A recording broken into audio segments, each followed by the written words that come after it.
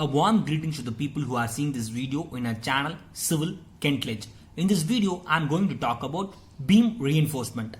Beam. Beam is a flexural member. Flexural member means both the compression and tension will be taken by the member within its depth. My assumption, beam 300 by 500. 300 will be width and 500 will be depth. Column 400 by 400. These are columns and the column to column center to center distance will be, column to column distance will be 8 meter. These are beam reinforcement details. Top will be 216 and bottom will be 220. And one 16 mm bar will be cranked like this. It can also be cut tight, that is, we can give extra bars up to here, then extra bar here, then extra bar here. Here I have taken it to be an cranked bar. The distance between column to column is 8 meter. The first cross section is here. That is, the top will be 316. That is including one one cranked bar. 216 and one cranked 116 bar. And one 220s in bottom. Then second cross section is here in middle. Second cross section will be 216 and 220 in bottom and one cranked bar.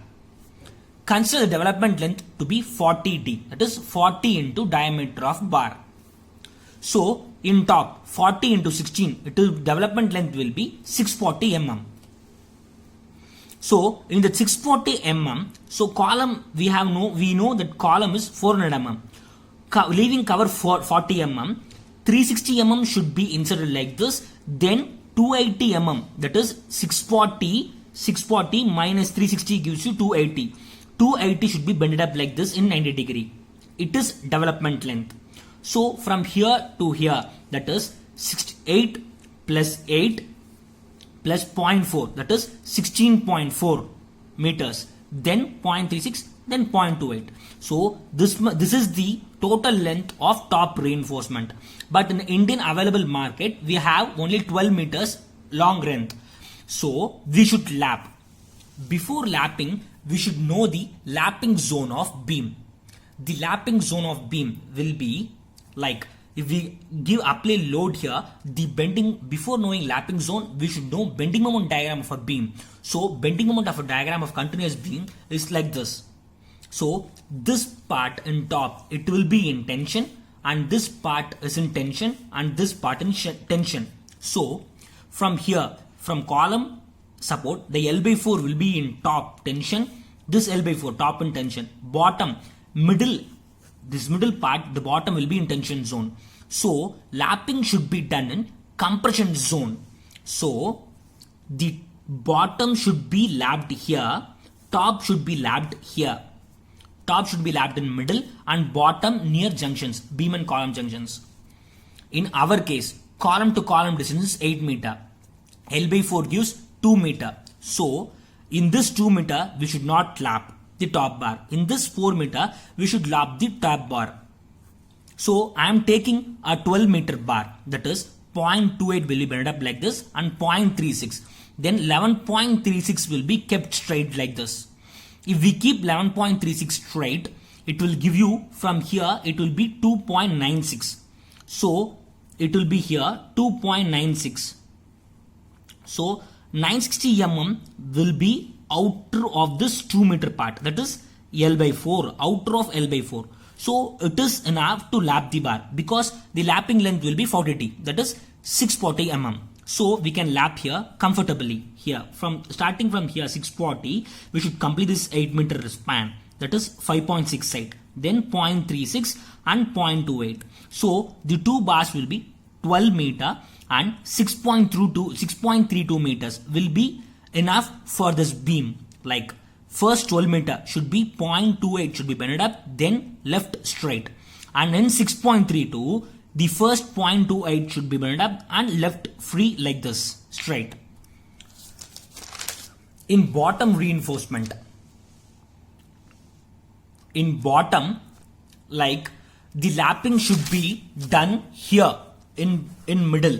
So I have, in bottom, the lapping should be done in the junction, like near the junction zones.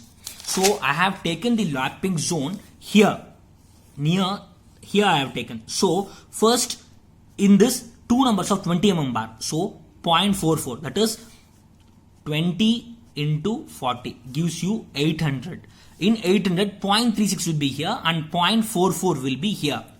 Then 8 meter I have stopped here. So it will be 8.80.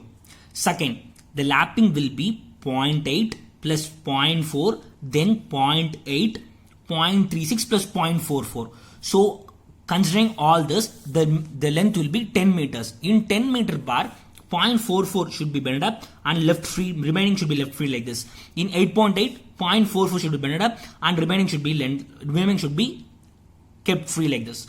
So it is comfortably lapped here.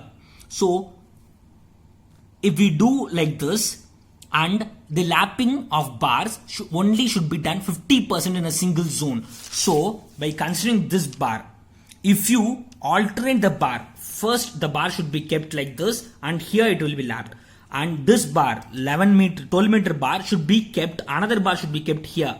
So the bars will be alternated. Same case in bottom also. Stirrups in beam. Stirrups is mainly used for shear force. To take shear force, this will be shear force diagram of a beam. That is, the shear force will be maximum in the junctions and minimum in the middle. So we will be seeing that the stirrups spacing will be very close near the junction zones, that is L by 4, and in middle part of L by 2 the stirrup spacing will be more. Assume here that here 100 mm spacing center to center, and this can be 150 mm center to center spacing based upon the design. Thanks for watching this video. Next we will be talking about column reinforcements in our channel. So please subscribe, like our channel and comment what videos you need in next upcoming videos. Thank you.